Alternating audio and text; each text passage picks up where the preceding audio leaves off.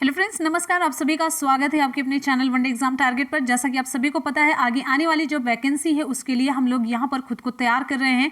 और ये आगे आने वाली वैकेंसी जो 51,000 प्लस की, यानी कि सुपर टेट के लिए हम लोग यहाँ पर तैयारी कर रहे हैं। और इस सुपर टेट की तैयारी में हमने अपने इस 3 बजे वाली क्लास में, जो 3 बजे हमारी क्लास चलती है 3 PM पर, इसमें हम लोग इस वीक में पूरा मॉडल पेपर कवर करें। मॉडल पेपर मतलब जिस तरीके से आपके एग्जाम में क्वेश्चन पूछा जाता है उसी तरीके का क्वेश्चन हम लोग यहाँ पर कवर कर रहे हैं। तो चलिए बिना किसी देरी के क्लास को स्टार्ट करते हैं। यहाँ पर हम लोग बहुत ही इंपॉर्टेंट सब्जेक्ट कवर करने वाले। कौन कौन से सब्जेक्ट होंगे चलिए वीडियो में देखेंगे। और आप लोग फटाफट से वीडियो को शेयर कर दीजिए, जिससे कि कोई भी स्टूडेंट अगर ना आया हो, जिसके पास नोटिफिकेशन ना पहुँचा हो, सब लोग आ सकें। तो 3 बजे की क्लास में आप सभी का स्वागत है। और आप सभी को बता दें कि रात में आपकी SCRT की 11 बजे क्लास चलती है और दिन में आपकी मॉर्निंग में करंट अफेयर की क्लास होती है। और 3 बजे आपकी अभी ये क्लास चल रही है, जिसमें हम लोग कवर करते हैं NCERT और SCRT के इंपॉर्टेंट क्वेश्चन। चलिए बिना किसी देरी के क्लास को स्टार्ट करते हैं। क्वेश्चन है, निम्न में से कौन सा विद्यालय का मुख्य कार्य नहीं है? विद्यालय हमारी सांस्कृतिक विरासत को संरक्षित व प्रेषित करते हैं, ये तो मुख्य कार्य है। विद्यालय सांस्कृतिक परिवर्तन के लिए यंत्र का कार्य करते हैं। विद्यालय संपूर्ण बालक को उसके उच्चतम स्तर तक विकसित करते हैं, बिल्कुल। विद्यालय जातिवाद के कारण विद्यार्थियों में बुरी आदत, बिल्कुल नहीं होगा। ये जातिवाद के कारण विद्यार्थियों में बुरी भावना का विकास करते हैं, यानी कि कोई भी निगेटिव ऑप्शन हमें चूज ही नहीं करना है, ठीक है। निगेटिव ऑप्शन हमें चुनना ही नहीं है। तो विद्यालय जातिवाद के कारण शिक्षार्थियों में बुरी भावना का विकास नहीं करते, बल्कि विद्यालय सामाजिक पूर्वाग्रहों, दुराग्रहों और सामाजिक बुराइयों को, कुरीतियों को दूर करके उनमें सहयोग, सामंजस्य, स्नेह, सौहार्द आदि जो हमारे गुण होते हैं उसका विकास करते हैं। विकल्प यहाँ पर हमारा डी सही हो जाता है कि मुख्य कार्य नहीं है, कि सेंस में ऑप्शन डी सही हो जाता है, ठीक। अगले क्वेश्चन है, निम्नलिखित में से कौन सी संस्था सामाजिक परंपराओं के हस्तांतरण में सबसे अधिक योगदान करती है? कौन सी ऐसी संस्था जो सामाजिक परंपराओं के हस्तांतरण में योगदान करती है? परिवार है, विद्यालय, पड़ोस या उपयुक्त में से कोई नहीं। ऑप्शन यहाँ पर हमारा ए सही हो जाता है, परिवार है। परिवार सामाजिक परंपराओं के हस्तांतरण में सबसे अधिक योगदान करता है। क्यों? क्योंकि बालक जन्म से ही परिवार के संपर्क में रहता है। जन्म से ही बालक परिवार के संपर्क में रहता है और वह परिवार से ही जो सामाजिक मूल्य होते हैं, आचरण होते हैं, व्यवहार होते हैं, उनको सीखता है और अपने व्यवहार को समाज के अनुरूप बनाता है, ठीक है। ऑप्शन यहाँ पर हमारा ए सही हो जाता है, परिवार। अगला क्वेश्चन है, बच्चे के समाजीकरण में परिवार फिल इन द ब्लैंक होगा यहाँ पर, कैसी भूमिका निभाता है? कम महत्वपूर्ण होता है या रोमांचकारी या मुख्य या गौण? ये तो बहुत आसान सा, ऑप्शन सी सही हो जाता है, मुख्य भूमिका निभाता है। ऑप्शन सी, बच्चे के सामाजिकरण में परिवार मुख्य भूमिका निभाता है, क्योंकि परिवार ही बालक के प्रथम पाठशाला के रूप में कार्य करता है, जहां बालक समाज द्वारा निर्धारित व्यवहारों, मूल्यों, आदर्शों को सीखता है और अपने आप को समाज के अनुरूप बनाता है। क्लियर है? बहुत बढ़िया। अगले क्वेश्चन पर हम चलेंगे। नेक्स्ट हमारा क्वेश्चन आप सभी की स्क्रीन पर है, निम्नलिखित में से कौन से सामाजिकरण के गौड़ वाहक हो सकते हैं? सामाजिकरण के गौड़ वाहक, ये पूरा CDP का पोर्शन आप लोग देख रहे हैं, चाइल्ड डेवलपमेंट एंड पेडागोजी, बाल विकास और शिक्षा शास्त्र। ऑप्शन यहाँ पर हमारा सही हो जाता है बी, विद्यालय और निकटतम परिवार के सदस्य। सामाजिकरण के गौड़ वाहक देखिए, विद्यालय और पास पड़ोस, परिवार और रिश्तेदार, परिवार और पास पड़ोस। देखिए आपको हम बताते हैं, सामाजिकरण की प्रक्रिया में शामिल होने वाले जो मुख्य घटक होते हैं गौड़ वाहक, और आपको मुख्य पहले बता देते हैं। परिवार होता है, पास पड़ोस होता है, विद्यालय होता है, समुदाय होता है।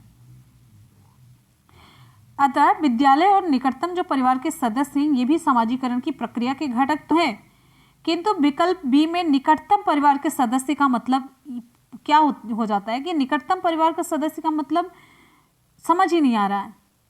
निकटतम परिवार का कौन सा सदस्य, कैसा? तो ये इसलिए गौड़ घटक माना जा सकता है। बात समझ में आ रही है? निकटतम परिवार के सदस्य। अगले क्वेश्चन पर चलेंगे। नेक्स्ट है, परिवार है, परिवार के सदस्य में ये गौड़ में आ जाएगा। अगला हमारा क्वेश्चन आप सभी के लिए है, देखिए यहाँ पर बहुत ही ज़्यादा इंपॉर्टेंट क्वेश्चन है, बहुत ही ज़्यादा मोस्ट इंपॉर्टेंट है। जब भी पियाजे से रिलेटेड क्वेश्चन पूछा जाता है या तो डायरेक्टली पूछ लिया जाता है कि उनकी जो मतलब विभिन्न तरीके की जो उन्होंने अवस्थाएं बांटी हैं वो, या फिर उससे रिलेटेड जो इंपॉर्टेंट उनकी विशेषताएं, ये डायरेक्टली पूछ लिया जाता है, या फिर थोड़ा सा घुमा करके विशेषता दे करके अवस्था पूछा जाता है। तो घटना और वस्तुओं के बारे में एक बच्चा तार्किक रूप से सोच सकता है। पियाजे के चरणों के संबंध में सही कथन आपको बताना है। सेंसरी तंत्रिका तंत्र या प्रारंभिक संचालन प्रक्रिया, या देखिए यहाँ पर सेंसरी मोटर या प्री ऑपरेशनल या कॉन्क्रीट या फॉर्मल ऑपरेशनल स्टेज आपको बताना है। विकल्प यहाँ पर कौन सा सही होगा? वेरी गुड, बहुत ही बढ़िया। ऑप्शन यहाँ पर सी सही हो जाता है, कॉन्क्रीट ऑपरेशनल स्टेज यानी कि मूर्त संचालन प्रक्रिया।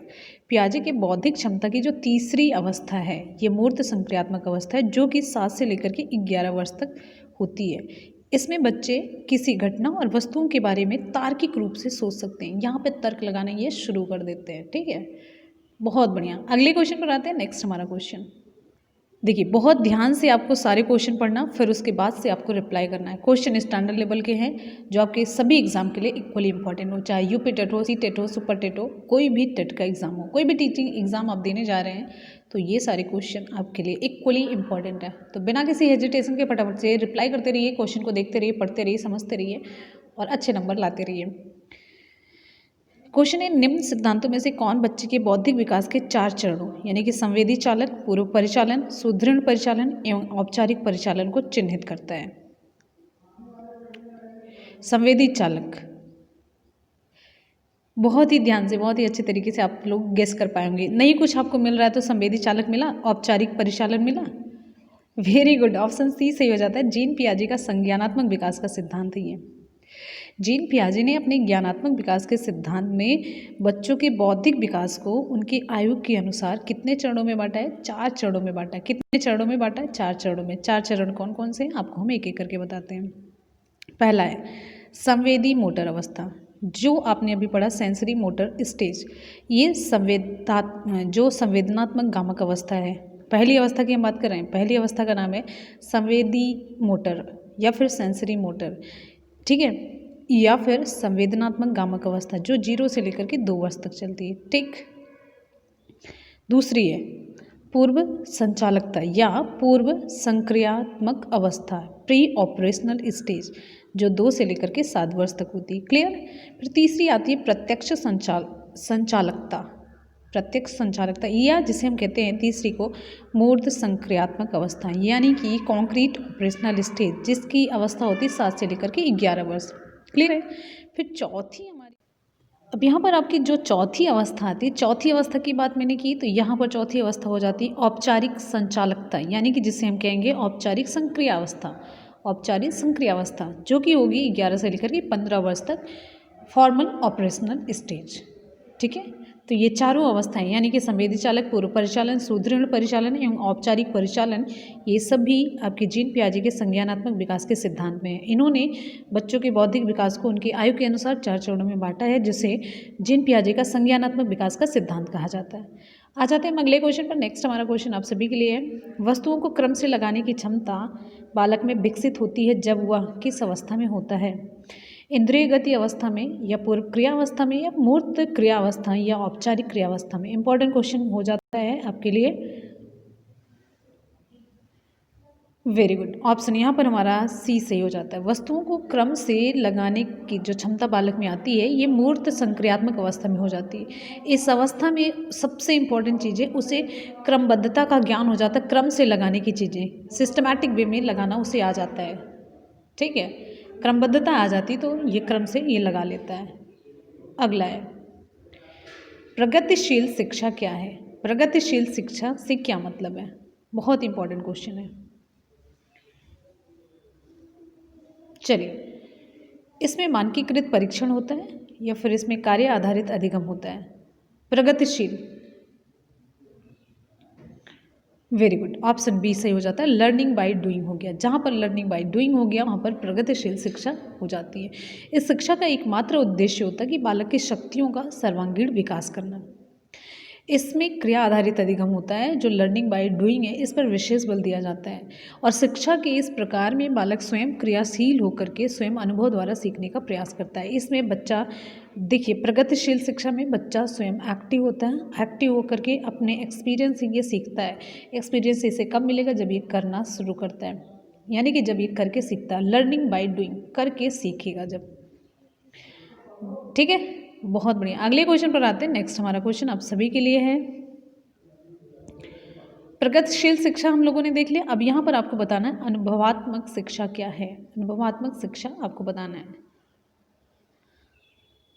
एक पाठ्यक्रम जिसमें अच्छी तरह के छात्रों का अधिगम का मार्ग परिभाषित है, या फिर एक शैक्षिक दर्शन इस विचार पर आधारित है कि अधिगम अनुभव के माध्यम से होता है। जो लर्निंग होती है एक्सपीरियंस के माध्यम से होती है। तो यहाँ पर अनुभवात्मक शिक्षा की बात की जा रही है, ऐसी शिक्षा जो हमें अनुभव से मिल रही है। सिंपल सी बात है, ठीक है। ऐसा अधिगम जो हमें एक्सपीरियंस के माध्यम से हो रहा है। और ऑप्शन आपका इस तरीके से बी सही हो जाता है। और सबसे इम्पॉर्टेंट चीज़ है, अनुभवात्मक जो शिक्षा है बाल केंद्रित शिक्षा को बढ़ावा देता है। कैसे बाल केंद्रित शिक्षा को? जब भी कोई भी बच्चा सीख रहा है, अगर वो करके सीख रहा है तो मतलब है कि बच्चा सेंटर में है, मतलब बच्चे को फोकस किया जा रहा है। कहने का मतलब बच्चे को करके पहले सिखाया जा रहा है, ये नहीं कि उस पर बोझ लादा जा रहा है। यानी कि बच्चा खुद से कर रहा है, बच्चा खुद से कर रहा है तो मतलब सारी जिम्मेदारी बच्चे के ऊपर। जिम्मेदारी कहने का मतलब बच्चे को फोकस किया जा रहा है। तो जब वो करेगा, यानी कि करेगा तो अनुभव मिलेगा, अनुभव मिलेगा तो सीखेगा। ठीक है, तो अनुभवात्मक शिक्षा ऐसे शिक्षण वातावरण के निर्माण पर बल देता है जिसमें छात्र स्वयं सक्रिय होकर के अधिगम अनुभव प्राप्त कर सके। क्लियर है? बहुत बढ़िया। अगले क्वेश्चन पर आएंगे। नेक्स्ट हमारा क्वेश्चन आप सभी के लिए, निम्नलिखित में से कौन सी प्रगतिशील शिक्षा की विशेषताएं हैं? प्रगतिशील शिक्षा की विशेषताएं कौन सी हैं? चलिए जल्दी से आप लोग रिप्लाई करिए। निर्देश केवल निर्धारित पाठ्य पुस्तकों पर आधारित होते हैं, ये होगा केवल पाठ्य पुस्तकों पर। उन विषयों पर नम्यता या फ्लैक्सिबिलिटी जो छात्र सीखना चाहते हैं, या फिर जीवन पर्यंत अधिगम और सामाजिक कौशल पर जोर देना, या परीक्षा में अच्छे अंक लाने पर जोर देना। आपके ये तीनों ऑप्शन सही नहीं है। प्रगतिशील शिक्षा का मतलब ऑप्शन आपका सी सही हो जाता है। वैसे भी जब भी हमने कहा अगर आपको कोई भी वर्ड ना समझ में आए, कोई मतलब ना, कोई भी क्वेश्चन ना समझ आए तो विकल्प की तरह डायरेक्ट आप बढ़ जाइए। डायरेक्टली यहाँ पर वो देखिए कि मतलब क्या पॉजिटिव कौन सा ऑप्शन है। यहाँ पर नहीं पूछा जा रहा, उसके अकॉर्डिंग रिप्लाई करिए। तो जो तीनों पॉजिटिव उसको छोड़कर जो नेगेटिव वो करिए, या फिर मतलब कहने का मतलब जैसे क्वेश्चन पूछा जाए हाँ या नहीं में, तो उसके अकॉर्डिंग आपको पॉजिटिव यहाँ पर देख लेना। जो सबसे बढ़िया आपको लग रहा है कि हाँ इससे बच्चे का अच्छा डेवलपमेंट होगा, उसी पर आँख मूंद करके टिक कर दीजिए, उसी को आँख मूंद करके सही कर दीजिए। आपका कोई भी क्वेश्चन गलत नहीं हो सकता, गारंटी गलत ही नहीं होगा। वैसे भी जब आप क्वेश्चन पेपर एग्ज़ाम हॉल में सॉल्व करते हैं तब देखिए आपके कितने नंबर कम होते हैं, लेकिन अब वही आप अगर घर पे रिलैक्स मोड में सॉल्व करते हैं तब आप देखिए कितना सही कर पाते हैं। तो बस ये डिफरेंस होता है कि रिलैक्स रहिए, ये सोचिए जो आपको आ रहा सही आ रहा, और आपको सही भी आता है। क्योंकि जब भी कोई क्वेश्चन पूछा जाता है, 4-5 आपको क्वेश्चन रख दिया जाए, आप देखिए कितना अच्छा डिस्कशन कर लेते हैं, बहुत ही अच्छे तरीके से आपस में डिस्कस करके चीज़ों को सही बताने की कोशिश करते हैं, और अच्छा बताते हैं, आपका तर्क भी अच्छा होता है। तो फिर एग्ज़ाम हॉल में क्या हो जाता है जो आप नहीं कर पाते हैं? कुछ नहीं, खाली आप एक प्रेशर में आ जाते हैं कि हम तो एग्ज़ाम देने आए, एग्ज़ामिनर हैं। आप ये सोच के जाइए ना कि आप तो टीचर बन चुके हैं, टीचर होकर के एग्ज़ाम देने जा रहे हैं, एक भी गलत नहीं होगा, गारंटी है। ऑप्शन सी सही हो जाता है। तो जो प्रगतिशील शिक्षा है एक ऐसी शिक्षा जो 19वीं शताब्दी के अंत में शुरू होती है, और अधिकांश जो प्रगतिशील शिक्षा है उसमें जो गुण पाए जाते हैं आपको बताते हैं। जीवन पर्यंत शिक्षा और सामाजिक कौशलों पर इसमें बल दिया जाता है, और सबसे इम्पॉर्टेंट है करके सीखने पर बल दिया जाता है, और सामान्य समाधान और आलोचनात्मक सोच पर बल दिया जाता है, समस्या समाधान है सॉरी, और जो व्यक्तिगत शिक्षा है इस पर बल दिया जाता है, और सबसे इम्पॉर्टेंट इसमें लर्निंग बाय डूइंग, और जो अनुभव से सीखा जा रहा है ये है, ये प्रगतिशील शिक्षा जो अनुभव से सीखी जा रही हो, जीवन पर्यंत इसमें सीखना होता है, अनुभव पर आधारित सीखना, लर्निंग बाय डूइंग ये होता है इसमें। ठीक है, आ जाते हैं नेक्स्ट क्वेश्चन पर। हमारा अगला क्वेश्चन है, राष्ट्रीय पाठचर्या की रूपरेखा 2005 दस्तावेज में भाषा के लिए निहित है, एक भाषा, 2 या 3 या बहुभाषा। ऑप्शन यहाँ पर हमारा सी सही हो जाता है, वेरी गुड, सी सही हो जाता है। 3 भाषा। तो एनसीएफ जो हमारा 2005 है, एनसीएफ 2005 है, इसमें त्रिभाषा फार्मूले को लागू करने का सुझाव दिया गया, जिसमें आपकी आदिवासी भाषाओं सहित बच्चों की मातृभाषाओं को शिक्षा के माध्यम के रूप में स्वीकृति देने पर जोर दिया गया है। ठीक है, चलिए बहुत बढ़िया। अगले क्वेश्चन पर आते हैं, ये भी एनसीएफ 2005 से ही रिलेटेड क्वेश्चन है। तो एनसीएफ 2005 की रूपरेखा यानी कि राष्ट्रीय पाठचर्या की रूपरेखा 2005 के अनुसार शिक्षक की भूमिका कैसी होनी चाहिए। ये क्वेश्चन बहुत बार पूछा गया है। अधिनायकीय, अनुमतिपरक, सुविधादाता या सत्तावादी। वेरी गुड, ऑप्शन सी सही हो जाता है, सुविधादाता। जो एनसीएफ 2005 के अनुसार शिक्षक की भूमिका एक सुविधादाता की होनी चाहिए, क्योंकि बालक तो अपना ज्ञान स्वयं बनाते हैं, यानी कि स्वयं बालक जो होते हैं स्वयं ज्ञान के निर्माता होते हैं। इसको ध्यान में रख करके शिक्षक को एक उचित परिस्थिति का निर्माण करना चाहिए। उचित परिस्थिति मतलब अधिगम परिस्थिति, ऐसी परिस्थिति जिसमें कि बच्चा अच्छे तरीके से सीख सके। उनके अधिगम में आने वाली कठिनाइयों को दूर करना चाहिए और उन्हें एक सक्रिय खोज के लिए उन्हें प्रोत्साहित करना चाहिए। खुद से वो करके सीखें, खुद से चीज़ों को खोजें, खुद से ज्ञान को अर्जित करें। बस हमें उन्हें थोड़ा सा सपोर्ट करना चाहिए, सुविधा दे देनी चाहिए, जिससे कि उनका काम आसान हो जाए। ठीक है, बहुत बढ़िया। अगले क्वेश्चन पर चलेंगे। नेक्स्ट हमारा क्वेश्चन आप सभी के लिए, और आप सभी को अगर वीडियो पसंद आ रहा, क्वेश्चन अच्छा लग रहा हो, फटाफट से वीडियो को लाइक करेंगे। चलिए आ जाते हैं अगले क्वेश्चन पर। वीडियो को लाइक और शेयर करते रहिए। क्वेश्चन आप सभी की स्क्रीन पर है, साइजॉइड वर्ग में किस प्रकार के बालक आते हैं। विकल्प आप सभी के सामने, फटाफट से रिप्लाई करेंगे आप लोग। साइजॉइड, ओके, विकल्प यहाँ पर हमारा डी सही हो जाता है, उपरोक्त में से कोई नहीं है। देखिए, साइजॉइड को साइजॉइड पर्सनालिटी डिसऑर्डर भी कहते हैं। ये एक प्रकार का मेंटल इलनेस आप कह सकते हैं, मानसिक विकार है, जिसमें व्यक्ति न्यूट्रल हो जाता है, एकदम से कुछ सोच ही नहीं पाता है। तो इसके लक्षणों के आधार पर यह सिजोफ्रेनिया के ही समान एक मानसिक विकार माना जाता है। तो विकल्प यहाँ पर डी सही हो जाता है। यहाँ पे शरीर और बुद्धि से इसका मतलब नहीं है, बुद्धि से मतलब है ये विकार से संबंधित है, इलनेस है, डिजीज़ है, मानसिक विकार है। ठीक है, अगले क्वेश्चन पर चलेंगे। नेक्स्ट है, बहिर्मुखी व्यक्ति वह होते हैं, विकल्प आप सभी के सामने है, जो सामाजिक और मित्रवत होते हैं, वो बहिर्मुखी होंगे, या फिर तनाव रहित, या दोनों होते हैं, या कोई नहीं होते हैं। तो सामाजिक और मित्रवत भी होते हैं जो बहिर्मुखी होते हैं, और तनाव रहित भी होते हैं। कहने का मतलब ऑप्शन आपका सी सही हो जाता है, तनाव रहित होते हैं। ठीक है, दोनों होते हैं। बहिर्मुखी व्यक्ति ये चिंता मुक्त होते हैं, सामाजिक होते हैं, मित्रवत होते हैं, तनाव रहित होते हैं, चिंता मुक्त होते हैं, व्यवहार कुशल होते हैं, आशावादी होते हैं, व्यावहारिक होते हैं, अहंवादी होते हैं, अच्छे वक्ता होते हैं, नेतृत्व की प्रवृत्ति में होती हैं, साहसिक होते हैं, आक्रामक और लोकप्रिय प्रवृत्ति के होते हैं। ठीक है, इतनी सारी क्वालिटीज़ होती है बहिर्मुखी की। अब आप लोग जान लीजिए कि आप लोग बहिर्मुखी या अंतर्मुखी हैं। अच्छा, आप लोग बहिर्मुखी या अंतर्मुखी है तो कमेंट सेक्शन में कमेंट करके ज़रूर बताएंगे। हमें इंतज़ार रहेगा कि आप लोगों की पर्सनालिटी मैं जान सकूँ, आपकी पर्सनालिटी जानने का मुझे अधिकार है थोड़ा बहुत। अगले क्वेश्चन पर आएंगे, अंतर्मुखी व्यक्तित्व एवं बहिर्मुखी व्यक्तित्व का वर्गीकरण किसने किया।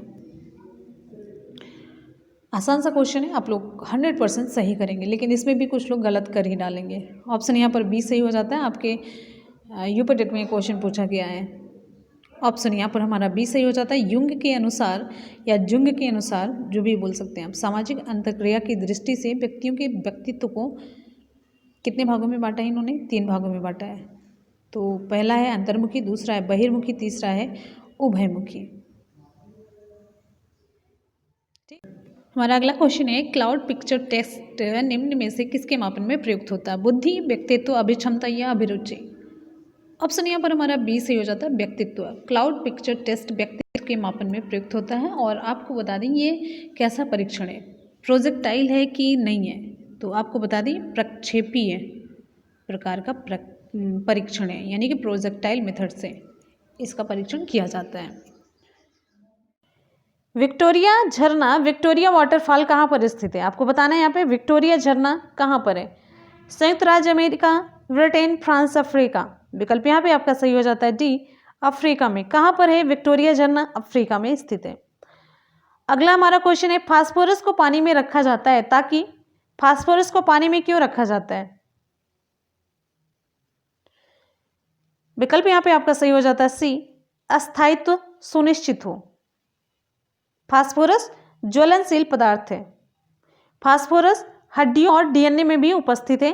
इंपॉर्टेंट पॉइंट मैंने आपको बताया, फास्फोरस हड्डियों और डीएनए में उपस्थित है। डीएनए डीऑक्सीराइबोन्यूक्लिक एसिड इसका फुल फॉर्म है, जो आनुवंशिकता की इकाई जिसमें कि जीन मौजूद होते हैं डीएनए में, ठीक है। फास्फोरस श्वेत, काला और लाल 3 प्रकार का होता है।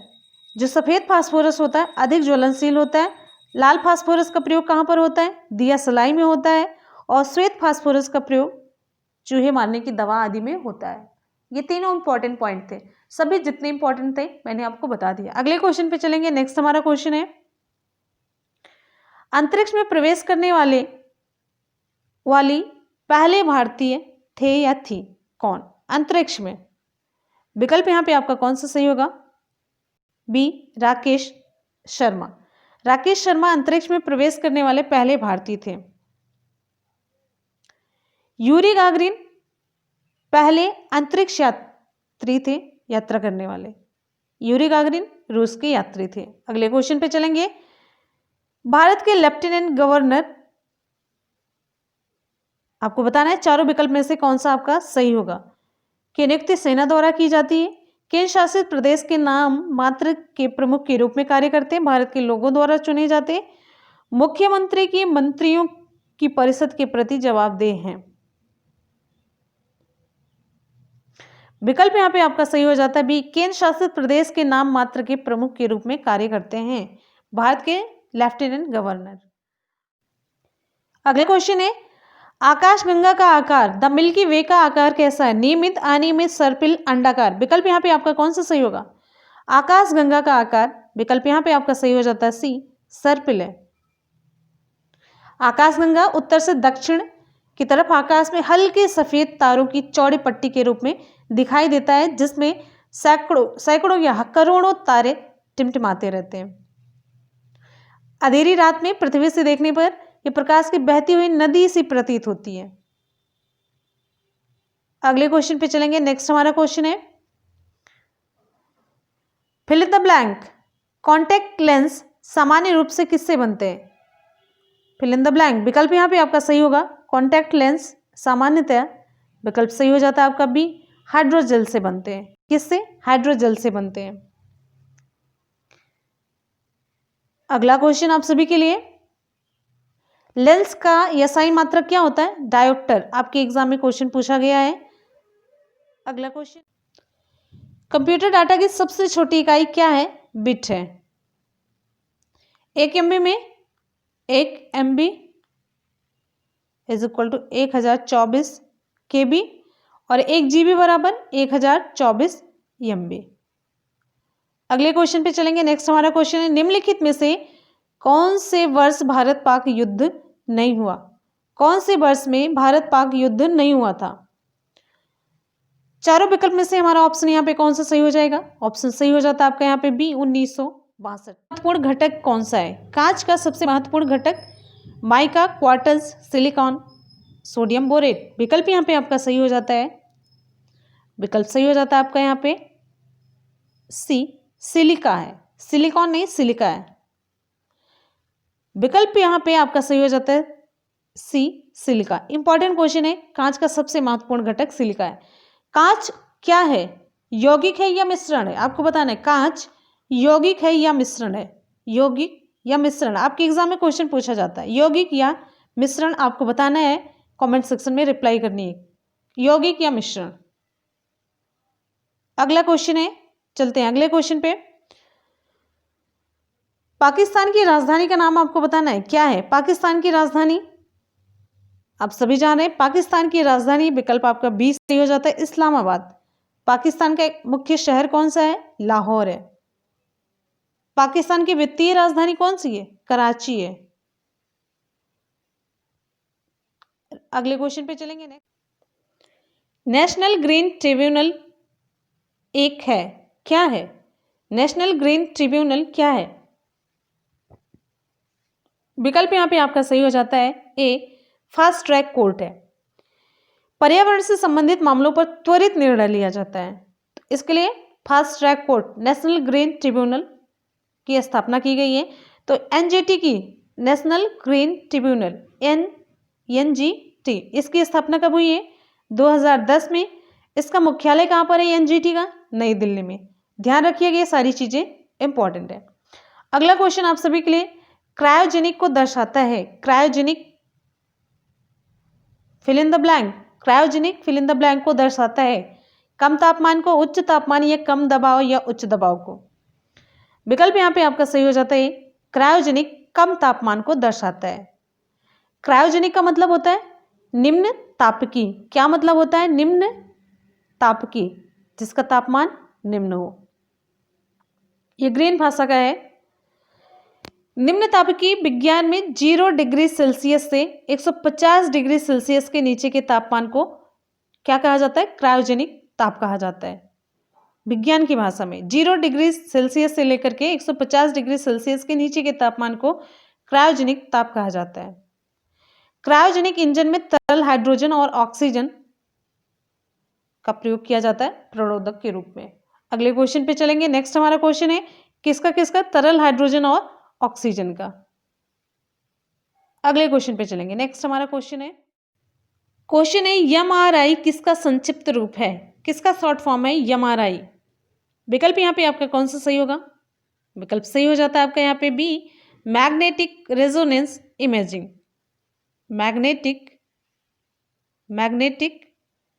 Resonance imaging. ठीक है, अगले क्वेश्चन पे चलेंगे। नेक्स्ट हमारा क्वेश्चन है माइक्रोचिप बनाने के लिए प्रयोग किया जाता है। कंप्यूटर से रिलेटेड सारे क्वेश्चन है। माइक्रोचिप बनाने के लिए प्रयोग किया जाता है किसका? Graphite, polyvinyl, silicon, Bakelite. विकल्प यहां पे आपका सही हो जाता है सी, सिलिकॉन माइक्रोचिप्स बनाने के लिए प्रयोग किया जाता है। ध्यान दीजिएगा, इंपॉर्टेंट क्वेश्चन ये पूछा। निम्न में से कौन सी एक अंतर्देशीय जल निकासी के साथ एक नदी नहीं है? आपसे पूछा जा रहा है कौन सी एक नदी नहीं है अंतर्देशीय जल निकासी के साथ? तो विकल्प यहाँ पे आपका सही हो जाता है सी, पेरियार। पेरियार नदी अंतर्देशीय जल निकासी के साथ ये नदी नहीं है। पेरियार नदी पेरियार झील से निकलती है। पेरियार केरल की मुख्य नदी है। पेरियार केरल की मुख्य नदी है। बनास, यहाँ पे बनास होगा, ये राजस्थान की महत्वपूर्ण नदी है। अगले क्वेश्चन पे हम चलेंगे। नेक्स्ट हमारा क्वेश्चन है 1928 में बारडोली सत्याग्रह अंततः किसके नेतृत्व में किया गया? विकल्प यहाँ पे आपका कौन सा सही होगा? फिल इन द ब्लैंक होगा। तो विकल्प यहाँ पे आपका सही हो जाता है बी, सरदार वल्लभ भाई पटेल के नेतृत्व में किया गया। 1928 में बारडोली सत्याग्रह वल्लभ भाई पटेल के नेतृत्व में किया गया था। अगले क्वेश्चन पे हम चलेंगे। नेक्स्ट हमारा क्वेश्चन आप सभी की स्क्रीन पे, दुनिया की प्रथम महिला अंतरिक्ष यात्री कौन थी? दुनिया की पूछा जा रहा है, दुनिया की प्रथम महिला अंतरिक्ष यात्री कौन थी? आपको बताना है। विकल्प यहाँ पे आपका कौन सा सही होगा? विकल्प यहाँ पे आपका सही हो जाता है B, Valentina Tereshkova. Valentina Tereshkova दुनिया की पहली महिला अंतरिक्ष यात्री थी। भारत की कल्पना चावला और सुनीता विलियम्स अंतरिक्ष में जाने वाली भारतीय मूल की अमेरिकन नागरिक है। यूरी गागरिन प्रथम अंतरिक्ष यात्री थे जो कि रूस के थे। अगले क्वेश्चन में, भारत सरकार ने भारत में फिल इन द ब्लैंक नदियों को प्रमुख नदियों के रूप में वर्गीकृत किया। कितनी नदियों को? भारत सरकार ने, विकल्प आपका सही हो जाता है डी, भारत सरकार ने 12 नदियों को प्रमुख नदियों के रूप में वर्गीकृत किया है। अगले क्वेश्चन पे चलेंगे। नेक्स्ट हमारा क्वेश्चन है न्यूटन भाभा फंड कार्यक्रम किनकी एक संयुक्त पहल थी? Newton Bhabha fund programme. विकल्प यहां पे आपका सही हो जाता है बी, भारत और ब्रिटेन की। न्यूटन भौतिकी विज्ञान के जनक थे और ये कहाँ के निवासी थे? कहाँ के नागरिक थे? ब्रिटेन के नागरिक थे। और डॉक्टर जहांगीर भाभा भारत के परमाणु कार्यक्रम के जनक थे और ये कहाँ के थे? भारत के। भाभा की आकस्मिक मृत्यु हो गई थी, असामयिक मृत्यु विमान दुर्घटना में हो गई थी। यह भारत के लिए एक अपूर्णीय क्षति थी। तो विकल्प यहाँ पे आपका सही हो जाता है विष्णु शास्त्री चिपलुगर और बाल गंगाधर तिलक के द्वारा 1884 में डेक्कन एजुकेशन सोसाइटी की स्थापना कहाँ पर की गई? पुणे में। एक इंपॉर्टेंट पॉइंट आप लोग और जानते चलिए, बाल गंगाधर तिलक मराठा और केसरी समाचार पत्र, मराठा नाम था जो कि अंग्रेजी में प्रकाशित होता था, ठीक है, और जो केसरी है वो मराठा भाषा में तिलक के द्वारा ये निकाला गया था, ठीक है। मराठा अंग्रेजी भाषा में था, केसरी मराठा भाषा में था, और ये दोनों तिलक के द्वारा निकाला गया था। एक क्वेश्चन और रिलेटेड है इनसे, वेंटाइन शिरोल ने बाल गंगाधर तिलक को भारत के अशांति का पिता कहा था। भारत के अशांति का पिता किसे माना जाता है, किसे कहा जाता है?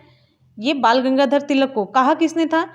वेंटाइन शिरोल ने, ठीक। अगले क्वेश्चन पे हम चलेंगे। नेक्स्ट हमारा है सॉइल हेल्थ कार्ड के बारे में क्या सच नहीं है? आपको बताना है सॉइल हेल्थ कार्ड। चारों विकल्प में से हमारा कौन सा ऑप्शन सही होगा क्वेश्चन के अकॉर्डिंग? विकल्प यहां पे आपका सही हो जाता है ए, यह राज्य सरकार प्रायोजित योजना है। सॉइल हेल्थ कार्ड के बारे में ये ऑप्शन सच नहीं है, ये सत्य नहीं है। तो विकल्प यहाँ पे आपका ए सही हो जाता है। अब मिट्टी के पोषक तत्वों पर बुनियादी इनपुट प्रदान करता है, सही है। किसानों को उत्पादकता में सुधार लाने में मदद करता है। फसल के लिहाज से उर्वरकों की सिफारिश करता है।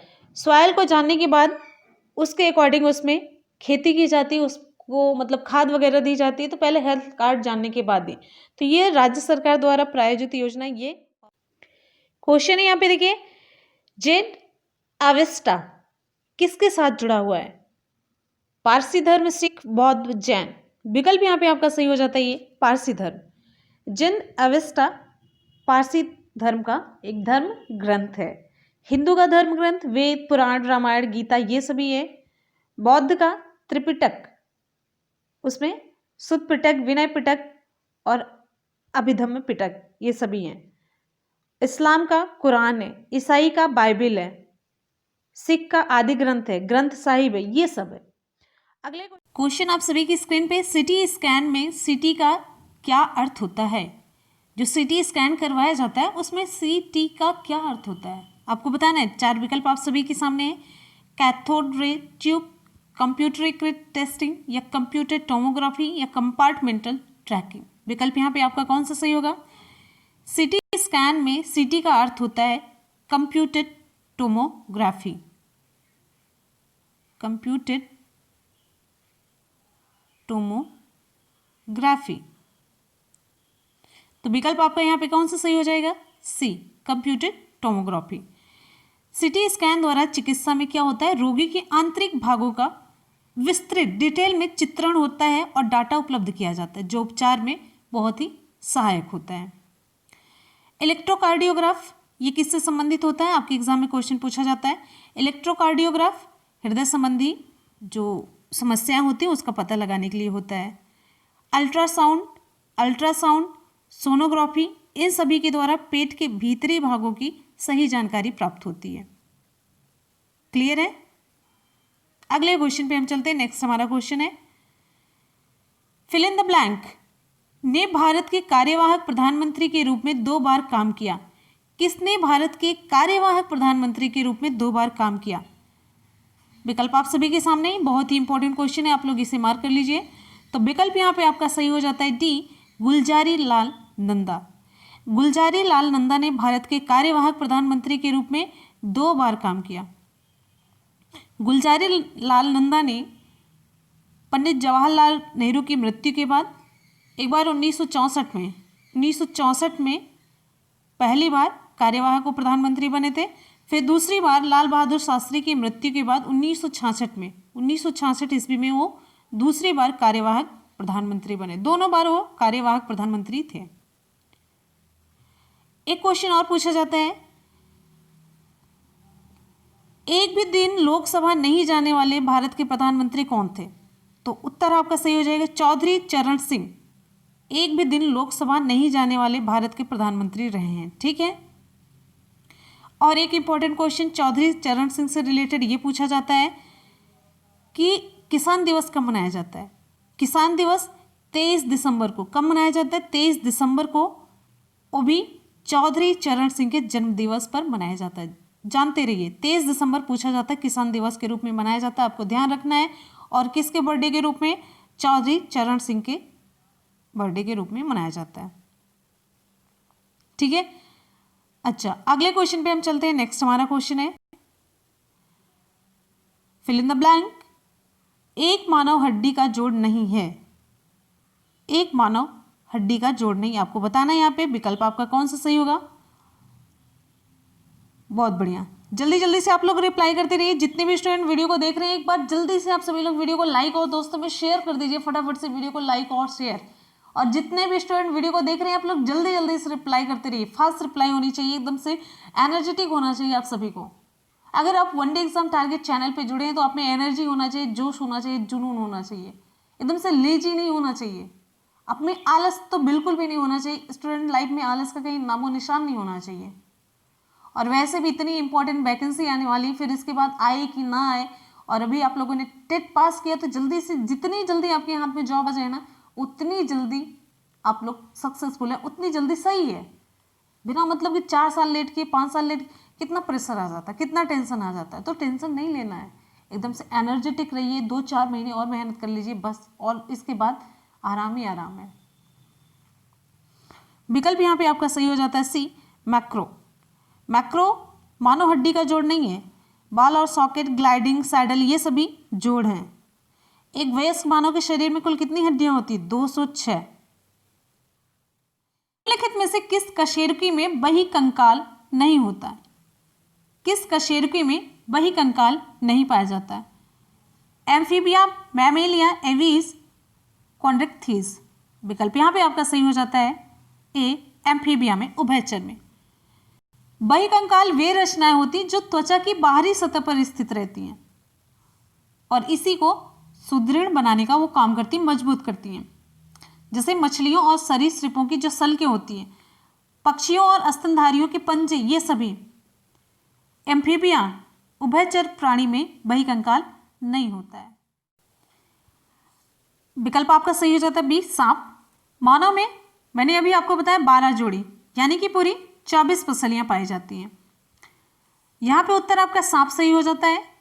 सांप के पश्च भाग में लगभग 200 से लेकर के 400 हड्डियां, पिछले वाले भाग में 200 से 400 तक हड्डियां पाई जाती हैं, और प्रत्येक एक जोड़ी पसलियों के साथ जो ये हड्डियां पाई जाती हैं, प्रत्येक एक जोड़ी पसलियों के साथ ही पाई जाती हैं। क्वेश्चन है नेक्स्ट, औसत मानव मस्तिष्क का वजन होता है लगभग कितना? औसत मानव मस्तिष्क का वजन लगभग कितना होता है? 4 विकल्प दिया, चारों में से हमारा ऑप्शन कौन सा सही होगा? वेरी गुड, यहाँ पे हमारा ऑप्शन सही हो जाता है बी, 1.36 किलोग्राम। औसत मानव मस्तिष्क का वजन लगभग 1.36 किलोग्राम होता है। किसी पेशी में संकुचनशील प्रोटीन होते हैं। संकुचनशील, संकुचित होने वाले, सिकुड़ने वाले। विकल्प यहाँ पे आपका कौन सा सही होगा? विकल्प यहाँ पे आपका सही हो जाता है ए, एक्टिन और मायोसिन। एक्टिन और मायोसिन पेशी में संकुचनशील प्रोटीन होते हैं। ये मिलकर क्या काम करते हैं? पेशियों को सिकोड़ करके शरीर और अंगों को गति प्रदान करते हैं, मोशन। ठीक है, पेशियों को मिलकर सिकोड़ने का काम करते हैं एक्टिन और मायोसिन। ध्यान दीजिएगा, क्वेश्चन पूछा गया आपके एग्जाम में। अगले क्वेश्चन पे हम आते हैं। नेक्स्ट हमारा क्वेश्चन है, कौन सा भाग हाथी के गजदंत के रूप में बदलता है? कौन सा भाग हाथी के गजदंत के रूप में बदलता है? हाथी का जो दांत होता है, किसका भाग होता है? कौन सा भाग है जो परिवर्तित होकर के गजदंत के रूप में बदल जाता है, हाथी के दांत के रूप में बदलता है? विकल्प यहाँ पे आपका सही हो जाता है सी, दूसरा कृंतक। दांत का जो दूसरा कृंतक होता है, हाथी के ऊपरी जबड़े में 2 कृंतक जीवन भर वो वृद्धि करते रहते हैं और बड़े और लंबे गजदंत के रूप में बदल जाते हैं। तो विकल्प आपका यहाँ पे सही हो जाएगा दूसरा कृंतक। ठीक है, अगले क्वेश्चन पे चलेंगे। नेक्स्ट है, बहुत ही इंपॉर्टेंट क्वेश्चन है, मोस्ट इंपॉर्टेंट क्वेश्चन। यहाँ पे देखिए, पुरानी और नष्ट प्राय लाल रक्त कणिकाएं कहाँ नष्ट हो जाती हैं? जो पुरानी होती हैं और नष्ट प्राय जो नष्ट हो चुकी होती हैं वो लाल रक्त कणिकाएं कहाँ नष्ट हो जाती हैं? प्लीहा, यकृत, आमाशय, अस्थिमज्जा। विकल्प यहाँ पे आपका सही हो जाता है प्लीहा। अस्थिमज्जा से उत्पन्न लाल रक्त कणिकाएं रेड ब्लड कार्पल्स जब क्षतिग्रस्त या पुरानी हो जाती है तो ये कहाँ पर नष्ट होती है? प्लीहा में अस्थिमज्जा से उत्पन्न होती हैं। और जब वो लाल रक्त कणिकाएं क्षतिग्रस्त हो जाती हैं या पुरानी हो जाती हैं तो कहाँ पर नष्ट होती हैं? प्लीहा में। ध्यान रखिएगा। अगले क्वेश्चन पे हम चलेंगे। नेक्स्ट हमारा क्वेश्चन कौन सा है? सबसे बड़ा श्वेत रुधिराणु कौन सा है? व्हाइट ब्लड कार्पसल सबसे बड़ा कौन सा है? लिम्फोसाइट, मोनोसाइट, थ्रोम्बोसाइट, लाल रुधिर कणिका। विकल्प यहाँ पे आपका सही हो जाता है एक केंद्राणु, एक केंद्रकाणु, मोनोसाइट। उत्तर आपका बी सही हो जाता, मोनोसाइट। मोनोसाइट सबसे बड़ा श्वेत रुधिराणु है और इसका व्यास लगभग कितना होता है? 20 माइक्रोमीटर। अगले क्वेश्चन पे हम चलेंगे। नेक्स्ट हमारा क्वेश्चन है, क्वेश्चन पूछा जा रहा है हीमोग्लोबिन की अधिकतम बंधुता होती है किसके साथ होती है? ऑक्सीजन के लिए कार्बन डाइऑक्साइड, कार्बन मोनोऑक्साइड या नाइट्रोजन के लिए? विकल्प यहाँ पे आपका कौन सा सही होगा? वेरी गुड, यहाँ पे हमारा ऑप्शन सही हो जाता है सी, कार्बन मोनोऑक्साइड के लिए। हीमोग्लोबिन की अधिकतम बंधुता, हाईएस्ट अफिनिटी किसके साथ है? कार्बन मोनोऑक्साइड के साथ है, जो कि ऑक्सीजन से 250 गुना अधिक है। आपको मैंने पढ़ाया है ईवीएस में, पर्यावरण में, जब हम प्रदूषण पढ़ा रहे थे तो पोल्यूशन में था। कार्बन मोनोऑक्साइड इसीलिए हानिकारक होती क्योंकि ये 250 गुना ऑक्सीजन से ज़्यादा क्षमता होती है इसकी हीमोग्लोबिन से जुड़ने की। तो जहाँ पे ऑक्सीजन है, अगर देखिए ऑक्सीजन है और कार्बन मोनोऑक्साइड आ गया तो हीमोग्लोबिन से कौन सी गैस ज़्यादा जुड़ेगी? Carbon monoxide. अब यहाँ पे देखिए कार्बन मोनोऑक्साइड अगर जुड़ गई, ऑक्सीजन नहीं जुड़ पाई, तो कार्बन मोनोऑक्साइड अंदर जाकर के शरीर में क्या उत्पन्न करती है? सफोकेशन, सांस लेने में प्रॉब्लम होने लगती है क्योंकि ऑक्सीजन तो मिल नहीं पाती, इससे व्यक्ति की मृत्यु हो जाती है। अगले क्वेश्चन पे चलेंगे। नेक्स्ट हमारा क्वेश्चन कौन सा है? ओडोंटोलॉजी विज्ञान की एक शाखा है, उसका संबंध किसके अध्ययन के साथ है? ओडोंटोलॉजी। विकल्प यहाँ पे आपका सही हो जाता है सी, दांत से। ओडोंटोलॉजी विज्ञान की एक शाखा है जो दांतों, उसकी संरचना और उसके विकास और बीमारियों से संबंधित है। Odontology, odontology. ठीक है, अगले क्वेश्चन पे चलेंगे। नेक्स्ट हमारा क्वेश्चन कौन सा है? यहाँ पे देखिए, स्टारफिश के परिसंचरण तंत्र को क्या कहा जाता है? स्टारफिश के परिसंचरण तंत्र को क्या कहा जाता है? आपको बताना है यहाँ पे चारों विकल्प में से आपका ऑप्शन यहाँ पे कौन सा सही होगा। विकल्प यहाँ पे आपका सही हो जाता है सी, हीमल तंत्र कहते हैं। स्टारफिश में परिसंचरण मिलनी 3 स्थानों पर संपन्न होता है, पेरिविस्ट्रल कॉलम, वाटर वैस्कुलर सिस्टम और हीमल सिस्टम में। तो इस तरीके से आपका विकल्प यहाँ पे तीसरा मिल रहा है। क्वेश्चन यहाँ पे देखिए, रक्त में हीमोग्लोबिन एक सम्मिश्र प्रोटीन है जिसमें भरपूर मात्रा में पाया जाता है लौह, रजत, तांबा, स्वर्ण। विकल्प यहाँ पे आपका कौन सा सही होगा? विकल्प यहाँ पे आपका सही हो जाता है लौह, लोहा पाया जाता है। हीमोग्लोबिन रुधिर की लाल रक्त कणिकाओं में, रेड ब्लड कार्पल्स में पाया जाने वाला एक प्रोटीन है। हीमोग्लोबिन प्रोटीन है जिसमें लोहा पाया जाता है, जिसमें लोहा होता है। हीमोग्लोबिन का देखिए काम क्या है? हीमोग्लोबिन मिली ऑक्सीजन का परिवहन करता है। तो ये हीमोग्लोबिन देखिए आप यहाँ पे हीमोग्लोबिन है, हीमोग्लोबिन ऑक्सीजन से जुड़ करके ऑक्सीजन को अवशोषित करके एक यौगिक बना लेता है। वो यौगिक अस्थायी होता, अस्थायी नहीं होता, अस्थायी होता जो बाद में टूट जाता है। तो हीमोग्लोबिन और ऑक्सीजन मिलकर के कौन सा अस्थायी यौगिक बनाते हैं? Oxy haemoglobin. क्या बनाते हैं? Oxy haemoglobin, oxy haemoglobin. फिर बाद में यही ऑक्सी हीमोग्लोबिन से ऑक्सीजन टूट जाता है। जब ये शरीर की सभी कोशिकाओं में पहुंचता है तो वहाँ पे ऑक्सीजन टूट जाता है और ऑक्सीजन शरीर द्वारा ग्रहण कर लिया जाता है और हीमोग्लोबिन से वापस क्या जुड़ता है? Carbon dioxide. फिर ये कार्बन डाइऑक्साइड को बाहर निकालने का काम करती है। तो इस तरीके से हीमोग्लोबिन का क्या काम है? कार्बन डाइऑक्साइड और ऑक्सीजन का परिवहन करना। बात समझ में आ गई? यहाँ पर अब हम लोग हिंदी के क्वेश्चन कवर करेंगे। क्वेश्चन है, विद्यार्थी में कौन सी संधि है? विद्यार्थी में आपको संधि बतानी है। दीर्घ संधि, वृद्धि, गुण या यण संधि। बहुत बढ़िया, आसान सा क्वेश्चन। ऑप्शन ए सही हो जाता है, दीर्घ संधि। तो विद्यार्थी में कौन सी संधि? दीर्घ संधि। इसका संधि विच्छेद अगर हम करें तो क्या होगा? विद्याधन अर्थी होगा। ह्रस्व या दीर्घ, आ, ई, उ के पश्चात अगर ह्रस्व या दीर्घ आ, ई, उ ये स्वर आए तो दोनों मिलकर के क्या हो जाता है? आ का आ, ई का ई, उ का ऊ, सभी बड़े बड़े हो जाते हैं। तो मतलब बड़ा आ बड़ा बड़ा आ हो जाता है, बड़ी ई हो जाता है, बड़ा ऊ हो जाता है। अभी जैसे एग्जाम्पल के तौर पर आपको बताते हैं, पूछा जाता है देवालय, देवधन आलय होता है। सत्याग्रह, सत्यधन आग्रह होता है। ठीक है। और भानुदय पूछा जाता है, भानुदय, तो इसमें क्या होता है? भानु धन उदय होता है। ठीक है। तो इस तरीके से यहाँ पर दीर्घ संधि होती है। अगले क्वेश्चन पर आएंगे। नेक्स्ट है, कानन का पर्यायवाची शब्द आपको बताना है। कानन का पर्यायवाची शब्द है, वेरी गुड, ऑप्शन सी सही हो जाता है, वन है। तो कानन का पर्यायवाची वन है।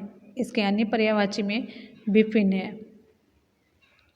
कांतार है, अरण्य है, वन है और कानन है ही। ठीक है। और अगर हम यहाँ पुष्प की बात करते हैं तो पुष्प के यानी पर्यायवाची हैं, फूल है, कुसुम है, सुमन है, गुल है, प्रसून है। ये सारे हो गए पुष्प के पर्यायवाची। आ जाते हैं अगले क्वेश्चन पर। नेक्स्ट है, वाक्य विग्रह का मतलब क्या होगा? वाक्य विग्रह का मतलब शब्दों को जोड़ना, वाक्य खंडों को अलग अलग करके उनका संबंध बताना, वाक्य रचना करना या संधि और समास बताना। ऑप्शन क्या सही होगा? ऑप्शन सी सही हो जाता है हमारा, वाक्य खंडों को अलग अलग करके उनका संबंध बताना होता है। वाक्य विग्रह का मतलब होता है यही, जब दो शब्दों के मध्य स्थित विभक्ति चिन्हों का लोप करके उनका संक्षेप कर दिया जाता है, विभक्ति चिन्ह को हटा करके उनका संक्षेप कर दिया जाता है, तो उसे हम कहते हैं समास। इसी तरह जब दो शब्दों के अधिक निकट आने से निकटवर्ती जो वर्ण होते हैं उनका रूप परिवर्तित हो जाता है और दोनों शब्द मिलकर एक हो जाते हैं, तो उसे हम कहते हैं संधि। ठीक है। समास और संधि आपको क्लियर हो चुका। अगले क्वेश्चन पर चलेंगे। नेक्स्ट हमारा क्वेश्चन आप सभी के लिए क्वेश्चन है, बिनु पग चले सुने बिनु काना, कर बिनु कर्म करे विधि नाना। इस पंक्ति में आपको अलंकार बताना है, विभावना, विशेषोक्ति, असंगति या दृष्टांत। वेरी गुड, ऑप्शन यहाँ पर हमारा ए सही हो जाता है, विभावना। तो विभावना अलंकार इस पंक्ति में है। तो देखिए, कारण के अभाव में भी जब कार्य हो रहा हो, कार्य सिद्ध हो रहा हो, तो वहाँ पर विभावना अलंकार होता है। यहाँ भी देखिए, बिनु पग चले सुने बिनु काना, मतलब बिना पग के चल रहे हैं और बिना कान के सुन रहे हैं। कर बिनु कर्म करे विधि नाना, मतलब बिना बिना हाथ के कर्म भी कर रहे हैं, कार्य भी करने की बात की जा रही है। तो यहाँ पर बिना कारण के कार्य हो रहा है, तो कौन सा अलंकार हो गया? सिंपल सा है, विभावना अलंकार। बस आप लोग थोड़ी सी डेफिनेशन जानते रहते हैं, थोड़ा सा इसका एक पहचान वाला जानते रहते हैं कि किस वजह से कौन कौन सा अलंकार हो जाता है, तो बहुत ही आसान हो जाता है अलंकार को पहचानना। जब भी आप अर्थ नहीं जान रहे होते हैं, कुछ ऐसी चीज़ें होती हैं जो एक ट्रिक होता है कि इसको ये चीज़ें होंगी तो यहाँ पर ये अलंकार होता है, तो वो भी बहुत आसानी से समझ में आ जाता है। अगले क्वेश्चन पर चलेंगे। नेक्स्ट हमारा क्वेश्चन आप सभी के लिए, सुई का तत्सम रूप क्या है? सुई का तत्सम रूप आपको बताना है। सुई, वेरी गुड, ऑप्शन बी सही हो जाता है, सूची होगा। सुई का तत्सम रूप सूची है। सुज्जा, सलाई, सूची ये सभी नहीं है। और आपको यहाँ पर बता देते हैं, सलाई का जो तत्सम रूप होता है ये होता है शलाका। ठीक है, सलाई का तत्सम रूप होता है शलाका।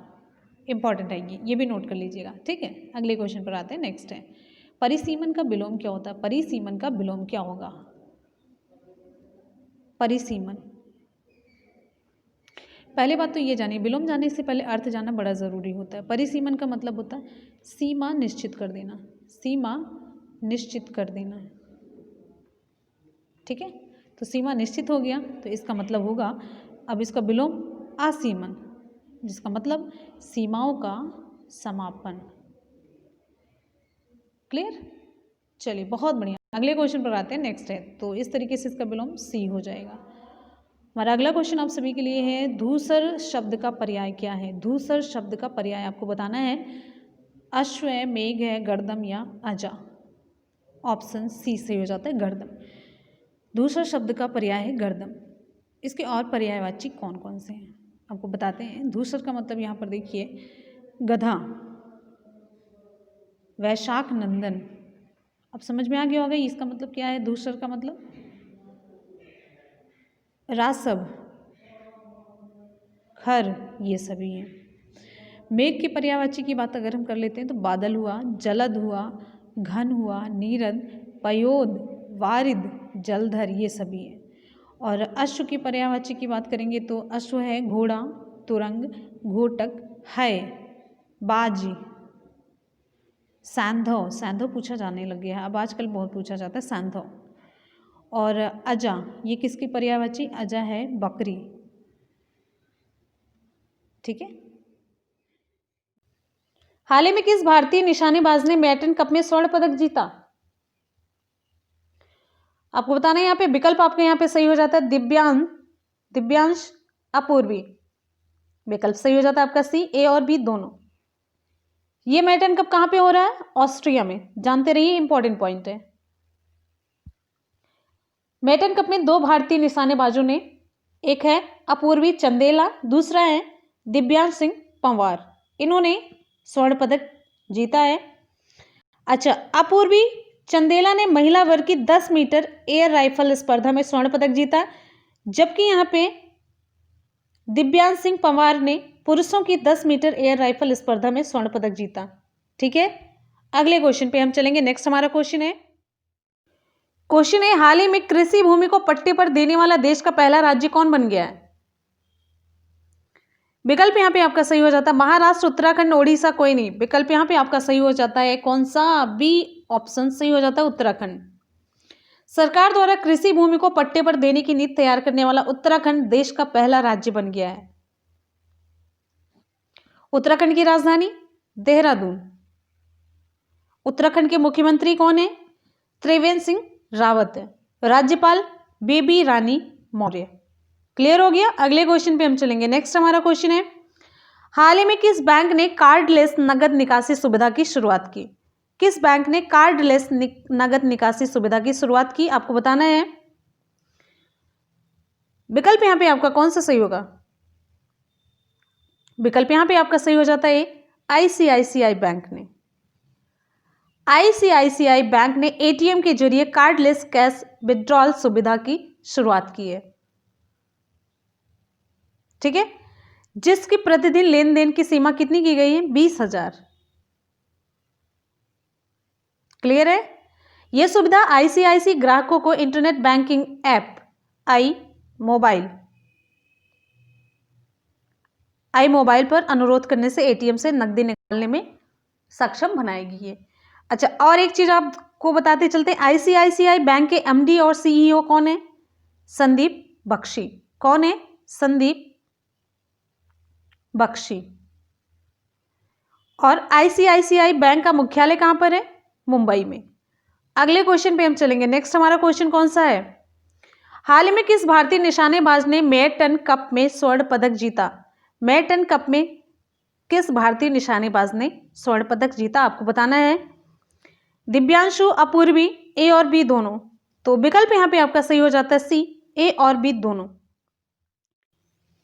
क्वेश्चन है, हाल ही में किस केंद्रीय मंत्री ने यूएन के एड्स कार्यक्रम में शिरकत की? आपको बताना है। विकल्प यहाँ पे आपका कौन सा सही होगा? विकल्प यहाँ पे आपका सही हो जाता है सी, मनसुख मंडाविया ने। नौवहन राज्य मंत्री स्वतंत्र प्रभार के मनसुख मंडाविया ने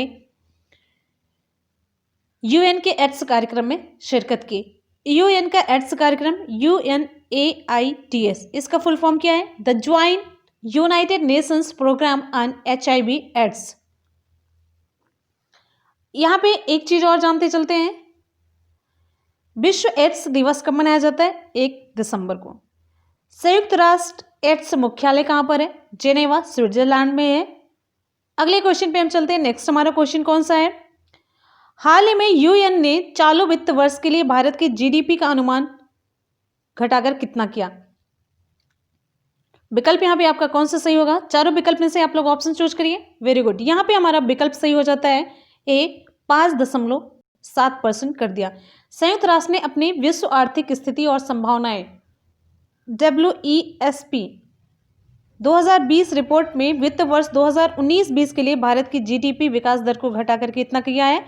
5.7% कर दिया है। 5.7%।